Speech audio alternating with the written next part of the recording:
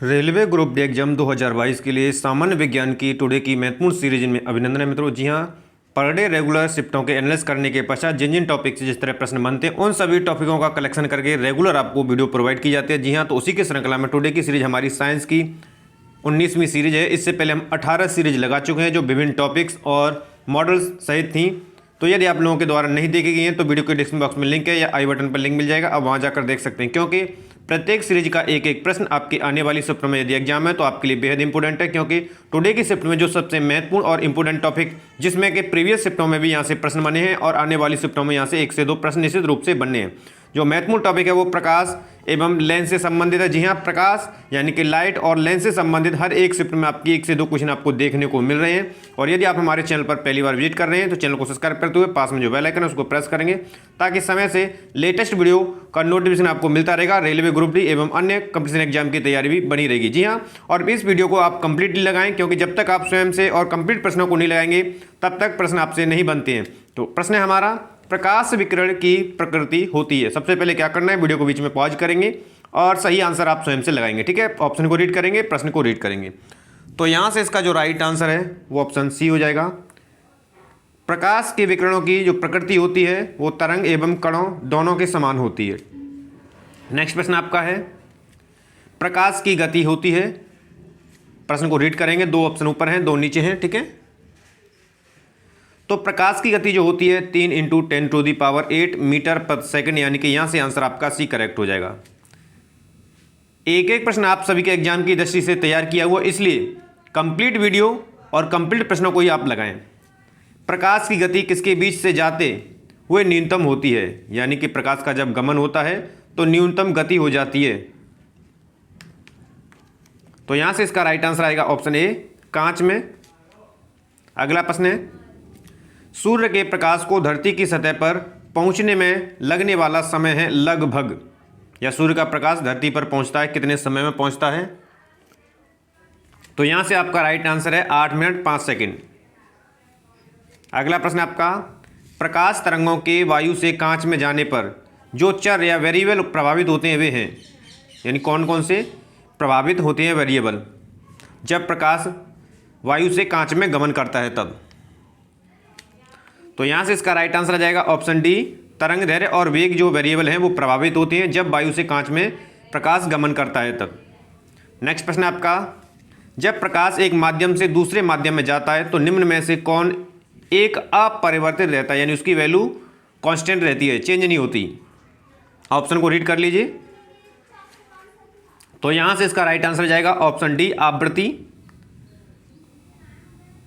अगला प्रश्न आपका, निम्नलिखित ऊर्जा रूपांतरणों में से किस के द्वारा प्रकाश संश्लेषण की क्रिया संपादित होती है।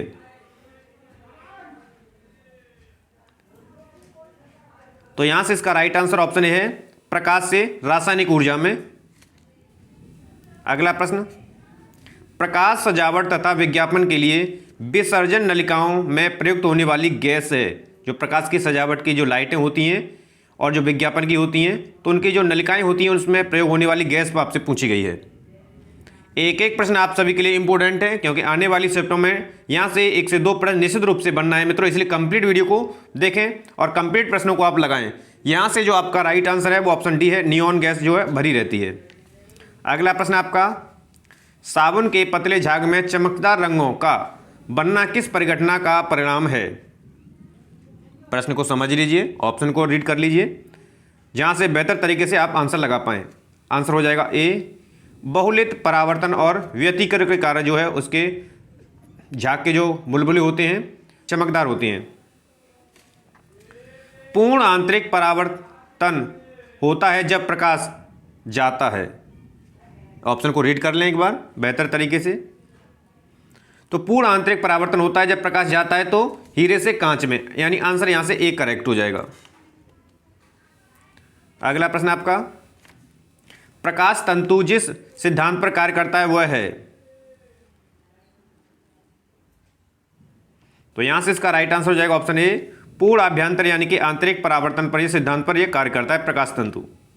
अगला प्रश्न, तंतु प्रकाश की संचार में संकेत किस रूप में प्रभावित होता है।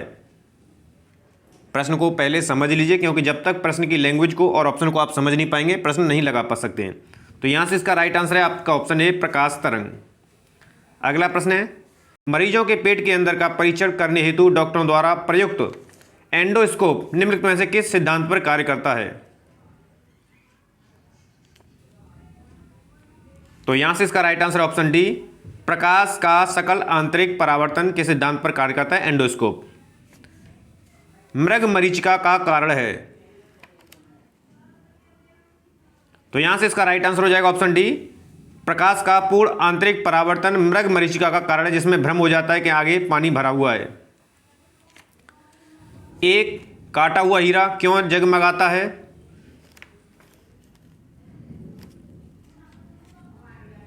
तो यहां से इसका राइट आंसर है ऑप्शन सी, पूर्ण आंतरिक परावर्तन के कारण। अगला प्रश्न, उचित रीति से कटे हीरे की असाधारण चमक का आधारभूत कारण यह है कि? तो यहां से इसका राइट आंसर हो जाएगा ऑप्शन बी, उसका अति उच्च अपवर्तन सूचकांक होता है, जिसके कारण वो असाधारण चमक उत्पन्न करता है। अगला प्रश्न आपका, किसी वस्तु के त्रिविमीय प्रतिरूप को अंकित तथा पुनरावृत्ति करने की तकनीकी का नाम है? प्रश्न को ध्यान से समझें, ऑप्शन को रीड करें। आंसर यहां से हो जाएगा होलोग्राफी। नेक्स्ट आपका, एक इलेक्ट्रॉनिक पुंज को फास्फोरस कोटेड पर्दे पर फोकस कर प्रतिबिंबों को पर्दे पर जनित करना कहलाता है। तो यहां से इसका राइट आंसर हो जाएगा ऑप्शन सी, रोस्टर स्कैन। अगला प्रश्न, रमन प्रभाव का प्रकाश की उन किरणों से संबंध है जो आर पार जाती हैं? तो यहां से इसका राइट आंसर हो जाएगा ऑप्शन डी, सभी पारदर्शी माध्यम के। अगला प्रश्न आपका, ध्वनि के पुनरुत्पाद के लिए CD compact disc audio player में प्रयुक्त होता है? तो यहां से इसका राइट आंसर है ऑप्शन सी, लेजर बीम। अगला प्रश्न, दूरदर्शन के संकेत एक निश्चित दूरी के बाद नहीं मिल सकते हैं क्योंकि? आपने देखा है टावर हुआ, ये क्यों नहीं मिल पाते हैं, क्या कारण है? तो यहां से इसका राइट आंसर है ऑप्शन डी, पृथ्वी की सतह का वक्राकार होना। अगला प्रश्न आपका, दूरदर्शन प्रसारण में श्रव्य संकेतों को प्रेषण करने के लिए प्रयुक्त तकनीकी है? तो यहां से इसका राइट आंसर है ऑप्शन बी, आवृत्ति मॉड्यूलन। अगला प्रश्न आपका, दृष्टि पटल यानी कि रेटिना पर जो चित्र बनता है? तो यहां से इसका राइट आंसर है ऑप्शन सी, वस्तु से छोटा होता है, उल्टा होता है। ठीक है, याद रखेंगे, जो रेटिना पर किसी भी वस्तु का प्रतिबिंब बनेगा।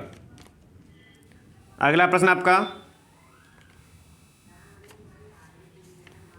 क्या मुख्य कारण है कि एक आंख की अपेक्षा दो आंखों का होना अधिक उपयुक्त है?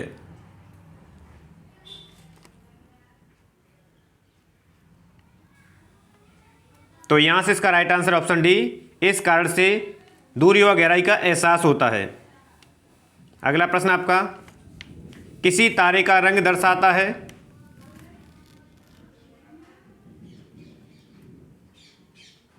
तो यहां से उसका राइट आंसर हो जाएगा उसके टेम्परेचर को यानी कि ताप को। अगला प्रश्न, वायुमंडल में प्रकाश के विसरण का कारण है? तो यहां से इसका राइट आंसर हो जाएगा ऑप्शन बी, धूल के कण। अगला प्रश्न, प्रकाश का रंग निर्धारित होता है इसके तरंग दैर्घ्य से? आंसर बी हो जाएगा। यहां पर एक एक प्रश्न आप सभी के लिए इंपॉर्टेंट है, इसलिए एक एक प्रश्न को देखें और एक एक प्रश्न को लगाएं, कंप्लीट वीडियो को देखें और इसको अधिक से अधिक संख्या में शेयर करें सभी विद्यार्थियों के साथ। निम्न में से किस रंग का सबसे लंबा तरंग दैर्घ्य है? तो यहां से इसका राइट आंसर हो जाएगा लाल रंग का होता है। नेक्स्ट प्रश्न, सबसे कम वेवलेंथ तरंग दैर्घ्य वाला प्रकाश होता है? तो यहां से इसका राइट आंसर हो जाएगा ऑप्शन डी, बैंगनी रंग का।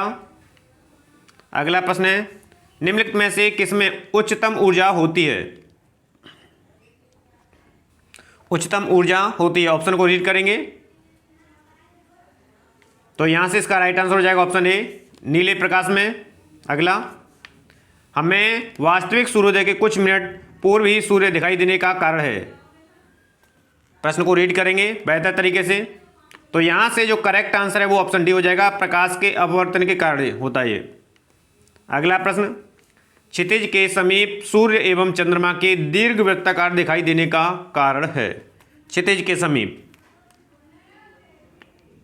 तो यहां से इसका राइट आंसर हो जाएगा ऑप्शन ए, अपवर्तन के कारण। अगला, खतरे के संकेतों के लिए लाल प्रकाश का प्रयोग किया जाता है क्योंकि,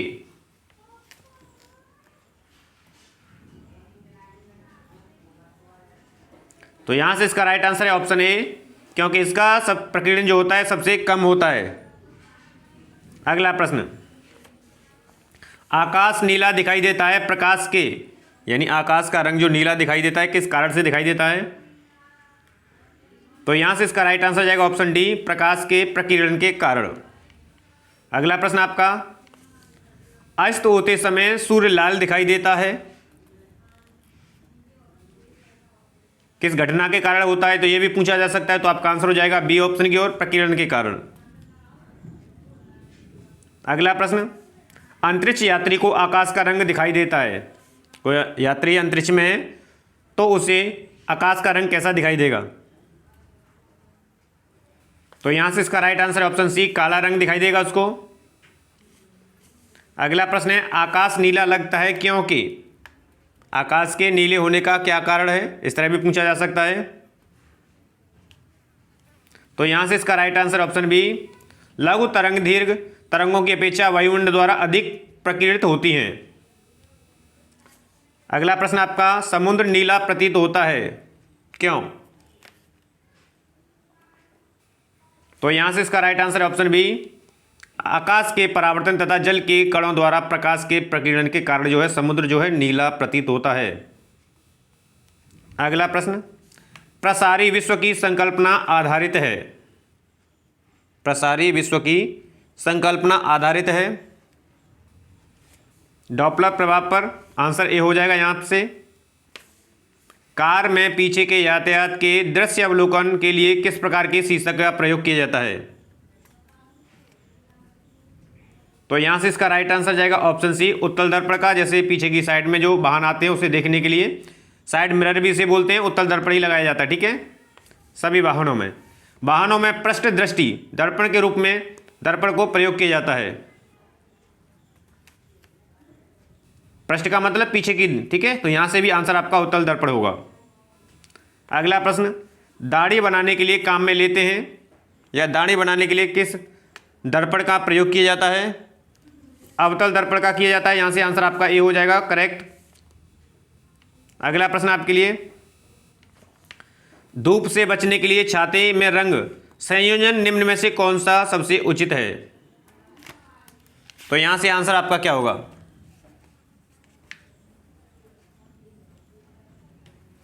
तो यहां से राइट आंसर होगा ऑप्शन बी, ऊपर उजला नीचे काला रंग होना चाहिए उसका।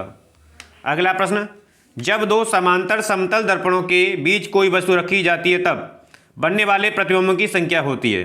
कोई समांतर दर्पण है, ठीक है, तो उसके बीच में एक दर्पण यहाँ पर है, एक दर्पण यहाँ पर है, तो इसके बीच में यदि वस्तु रखी जाएगी तो बनने वाले प्रतिबिंबों की संख्या कितनी होगी, ये पूछा गया है प्रश्न में।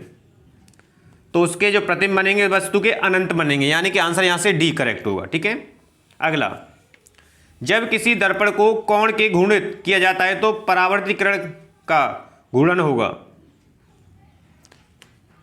जब उसे कोण से घूर्णित किया जाएगा तो परावर्तकरण का जो घूर्णन होगा वो 2 होगा, यानी आंसर आपका यहां से डी करेक्ट हो जाएगा। अगला प्रश्न, इंद्रधनुष के रंगों का सही क्रम है। इंद्रधनुष में जो रंग दिखाई देते हैं विवेक और उनका सही क्रम पूछा गया है। तो यहां से इसका राइट आंसर है डी, नीला हरा पीला विवेक और, इस तरह भी आप जान सकते हैं। अधोलिखित में से कौन सा रंग इंद्रधनुष के मध्य में दिखाई देता है? यानी इंद्रधनुष के मध्य में जो रंग दिखाई देता है वह कौन सा है? तो मध्य में दिखाई देता है हरा, यानी कि आंसर यहां से बी करेक्ट हो जाएगा आपका। अगला प्रश्न, दोपहर के 12 बजे किस दिशा में इंद्रधनुष दिखाई देता है?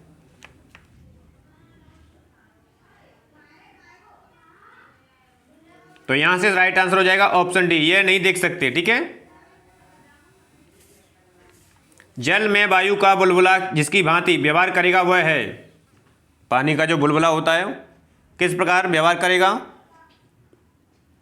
तो यहां से राइट आंसर होगा अवतल लेंस की तरह व्यवहार करेगा वो। नेक्स्ट है जल के अंदर वायु का बुलबुला व्यवहार करता है। जल के अंदर, तो यहां से राइट आंसर ऑप्शन अपसारी लेंस जैसा। दूरदर्शी दोष निवारण के लिए काम में लेते हैं।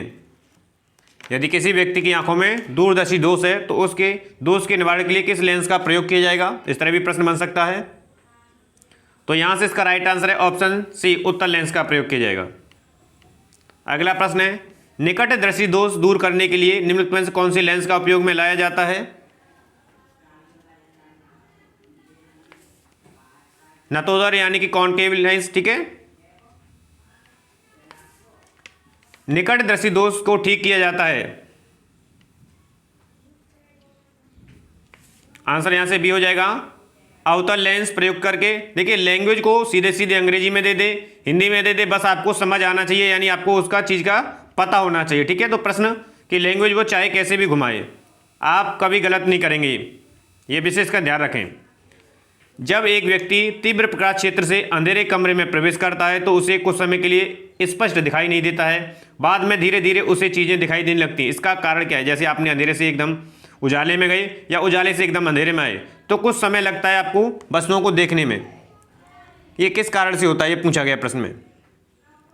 तो यहाँ से राइट आंसर हो जाएगा ऑप्शन डी, आंखों को अंधेरे के प्रति कुछ समय में अनुकूलित होना, यानी उसे अंधेरे और उजाले के प्रति अनुकूलन होने में समय लगता है। किसी व्यक्ति को पूरा प्रतिबिंब देखने के लिए समतल दर्पण की न्यूनतम ऊंचाई होती है। यदि आपको पूरा अपना प्रतिबिंब देखना है तो उस दर्पण की न्यूनतम ऊंचाई कितनी होनी चाहिए? तो जितनी व्यक्ति की लंबाई है उससे आधी होनी चाहिए उस दर्पण की, ठीक है, तभी आप अपना पूरा प्रतिबिंब देख पाएंगे उस दर्पण में। आंसर भी यहां से है, ठीक है। अगला, पढ़ने में काम आने वाले ग्लासेज किस प्रकार के लेंस से बने होते हैं? तो यहां से राइट आंसर ऑप्शन बी, उत्तल लेंस के बने होते हैं। नेक्स्ट है खोज बत्ती सर्च लाइट में दर्पण में जो प्रयुक्त होता है वह है।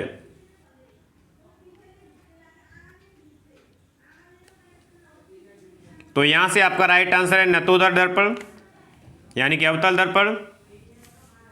अगला, स्पष्ट दृष्टि की न्यूनतम दूरी होती है सेंटीमीटर में, पूछी गई है।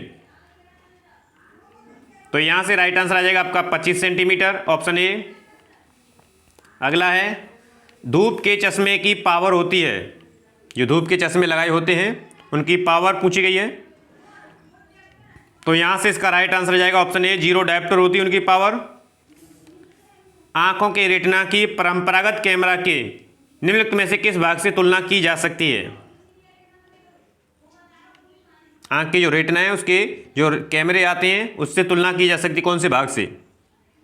तो यहां से इसका राइट आंसर है ऑप्शन ए, फिल्म से तुलना की जा सकती है। अगला प्रश्न, किसी अपारदर्शी वस्तु का रंग उस रंग के कारण होता है जिससे वह, कोई अपारदर्शी वस्तु है तो उसका रंग किस कारण से होता है? जिसे वह परावर्तित करती है, यानी आंसर सी हो जाएगा यहां से। अगला, एक रंगीन टेलीविजन में 3 आधारभूत रंगों के मिश्रण से रंग बनते हैं, ये हैं रंगीन जो टेलीविजन होती है। तो आपका राइट आंसर जाएगा ऑप्शन बी, लाल, हरा तथा नीला, और यही प्राथमिक रंग होते हैं। जब लाल, नीले तथा हरे प्रकाश का पुंज एक स्थान पर पड़ता है तो प्रकाश का रंग हो जाता है। तो प्रकाश का रंग किस प्रकार का हो जाता है, ये पूछा गया है। तो यहां से इसका राइट आंसर जाएगा ऑप्शन डी, सफेद हो जाता है। 3 मूल रंग हैं, ये हैं मूल रंग पूछे जाएं या प्राथमिक रंग पूछे जाएं, तो यहां से इसका राइट आंसर जाएगा ऑप्शन बी की ओर, नीला, हरा और लाल।